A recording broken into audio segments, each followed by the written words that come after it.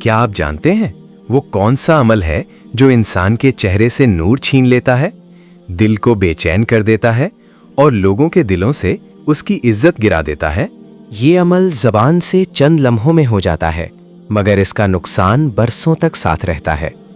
انسان سچ اور جھوٹ کے فرق کو معمولی سمجھ لیتا ہے اور پھر آہستہ آہستہ اس کی باتوں میں وزن ختم ہو جاتا ہے، دعاؤں میں اثر نہیں رہتا اور دل کی نرمی سختی میں بدل جاتی ہے۔ نبی کریم صلی اللہ علیہ وسلم نے فرمایا، سچائی نیکی کی طرف لے جاتی ہے اور نیکی جنت کی طرف، اور جھوٹ گناہ کی طرف لے جاتا ہے اور گناہ جہنم کی طرف۔ بخاری و مسلم۔ جھوٹ انسان کو وقتی فائدہ دے سکتا ہے، لیکن ہمیشہ کے لیے اعتماد، سکون اور برکت چھین لیتا ہے۔ جھوٹ بولنا یعنی حقیقت کو چھپانا، بات کو بدل کر پیش کرنا یا فائدے کے لیے غلط بات کہنا۔ جھوٹ وہ گناہ ہے جو ایمان کو کمزور، دل کو سیاہ اور چہرے کے نور کو ختم کر دیتا ہے۔